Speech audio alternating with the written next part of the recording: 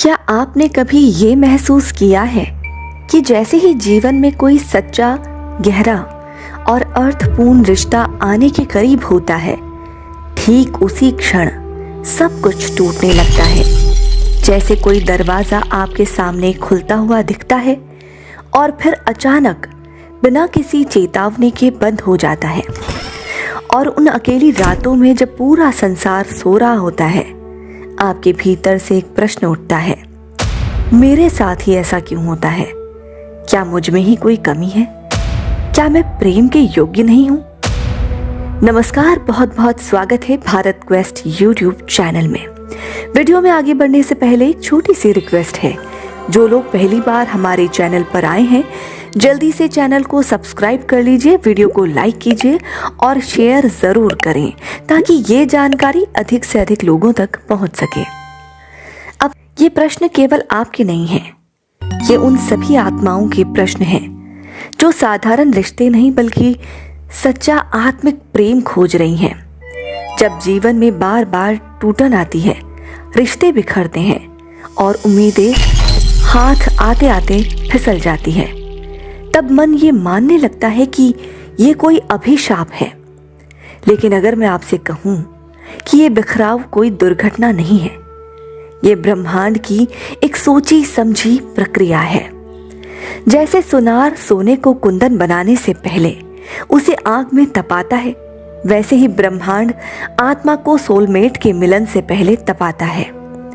ये आग पीड़ा की होती है, एकांत की होती है और गहरे आत्म संदेह की होती है।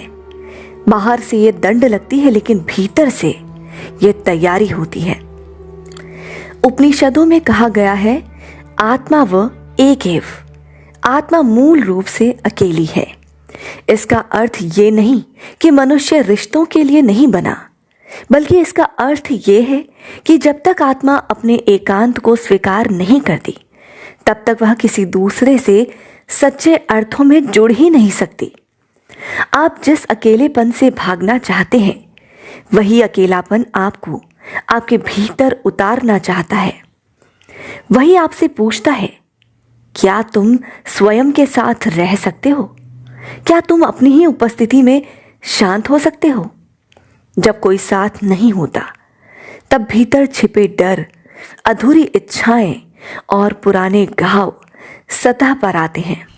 यही कारण है कि अकेलापन चुभता है। वो आपको आपके असली चेहरे से मिलाता है। ब्रह्मांड ये परीक्षा इसीलिए लेता है क्योंकि सोलमेट का मिलन दो शरीरों का नहीं, दो चेतनाओं का मिलन होता है। जब तक आप भीतर से अधूरे हैं, तब तक आप प्रेम को मांगेंगे, और जो प्रेम मांग से शुरू होता है वो बंधन बन जाता है। इसीलिए ब्रह्मांड पहले आपको खाली करता है, आपके जीवन से वे रिश्ते हटाता है जो केवल आदत थे, भय थे या आवश्यकता थे। यह हटना बहुत पीड़ादायक होता है, लेकिन आत्मा जानती है, जब तक पुराना भरा रहेगा, नया कैसे आएगा। यहीं से पहली कसौटी आती है, एकांत की कसौटी। बुद्ध ने कहा था कि अपो दीपो भव, स्वयं अपना दीपक बनो। जब तक आप स्वयं का प्रकाश नहीं बनते, तब तक कोई दूसरा प्रकाश आपके जीवन में टिक ही नहीं सकता।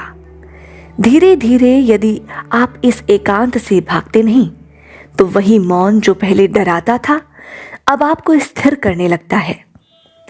आप समझने लगते हैं कि आप बिना किसी के भी पूरे हैं। इसके बाद आती है दूसरी कसौटी, अतीत की मुक्ति। पुराने रिश्ते, पुरानी स्मृतियां अचानक लौट आती हैं। ये संयोग नहीं होता, ये परीक्षा होती है। ब्रह्मांड देखता है कि क्या तुम परिचित पीड़ा छोड़कर अज्ञात शांति चुन सकते हो।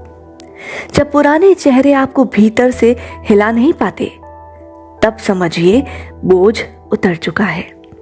विदाई शब्दों से नहीं होती, विदाई भीतर से होती है।